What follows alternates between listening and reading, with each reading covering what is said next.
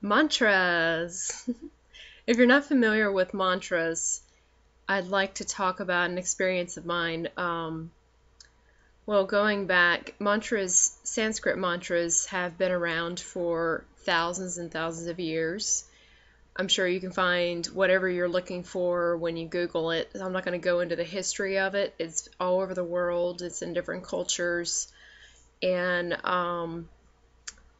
mantras, some say that the vowel sounds in them have some kind of connective power to bring forth more of our spiritual energy out, to make us or help us feel more full or more blissful or more joy, to help us in our experience, to overcome mental constructs, the things we think on a daily basis that gets stuck in a reel.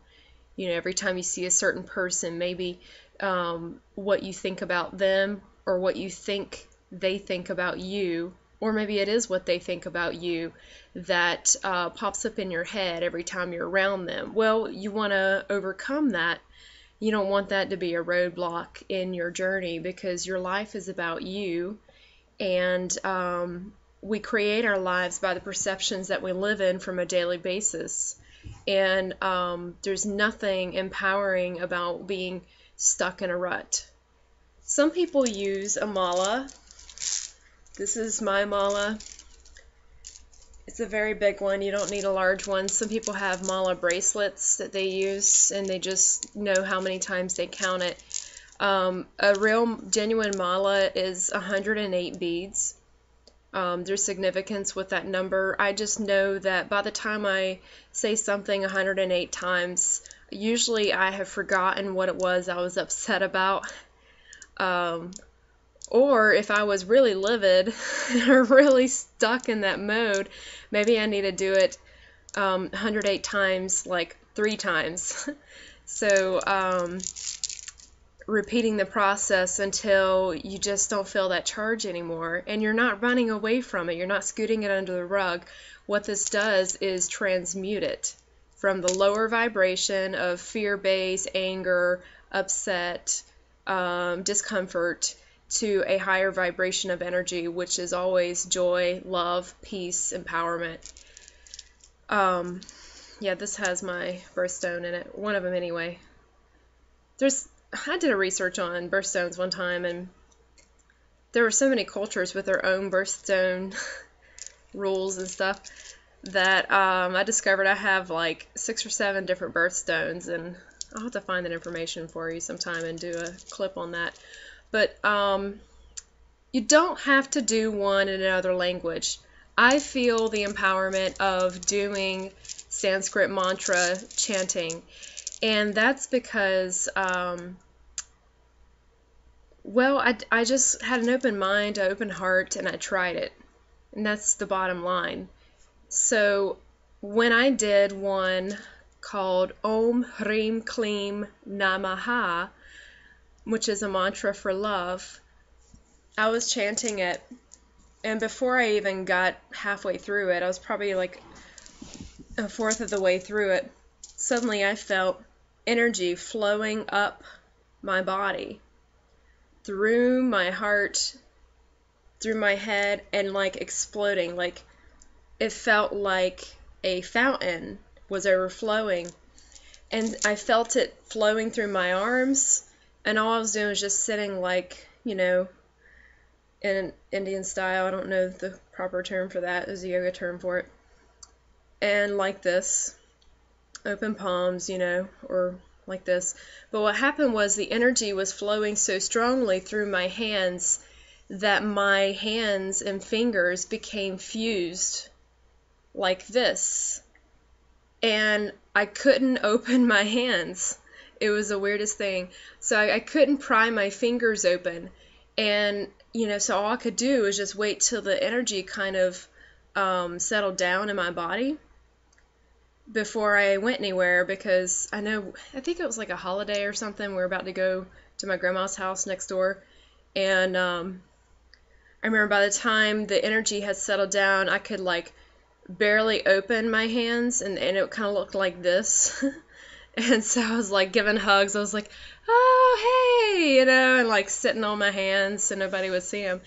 I know I've heard of other people having these experiences before, so feel free to share if you so desire.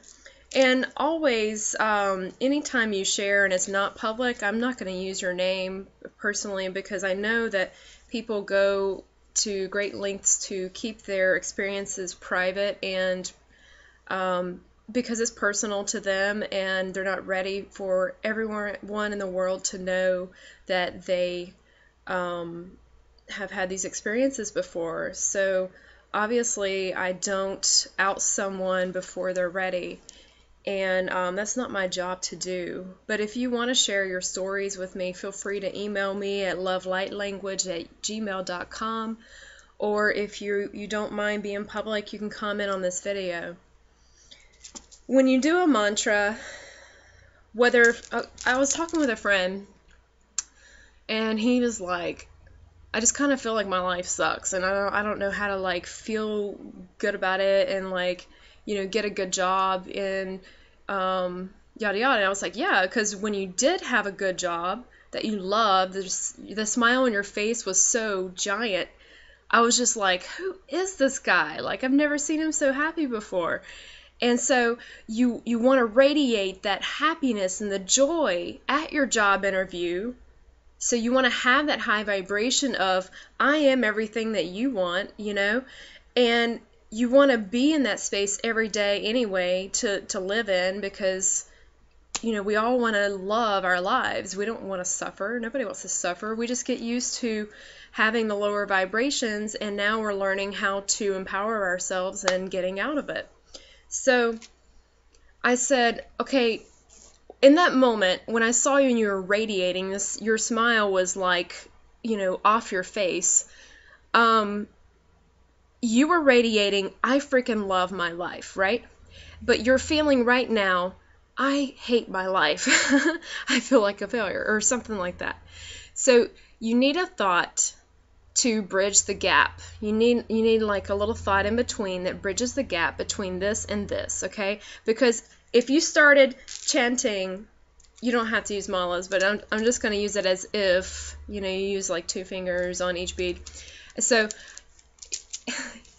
at first your self, your ego, your inner thought drive is going to be like, you're a freaking liar. If you started off in the my life sucks phase and you started saying, I freaking love my life, I freaking love my life, I freaking love my life. Because over and over, the more we say something, the more we're going to believe it.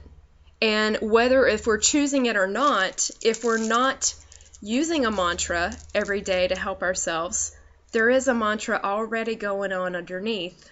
And it's, this sucks. You know? I'm not good at interviews, or I don't know what kind of job I want to do. So all of those thoughts are an ongoing mantra. It's an ongoing tape that's playing in your subconscious. And this can apply to any health problems that we have, okay? If we have any health problems and it's been with us for a while, and then it's kind of hard to overcome it, because we don't realize that very subtle thought is underneath, and it's running the program. It's telling you how your life's going to be, unless you tell it.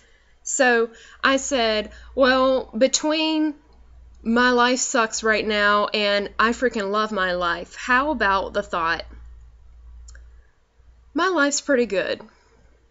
Because at first when you say, my life's pretty good, over and over, a part of you will still try to resist it and say, no, it's not. It freaking sucks. So in my life's pretty good, what you're going to do is take a piece of paper out and write down all the reasons why it's good. Well, you woke up this morning, you're breathing, it's sun shining today, or you've got a place to stay, a roof over your head. If you're living with family, maybe you don't have to pay rent.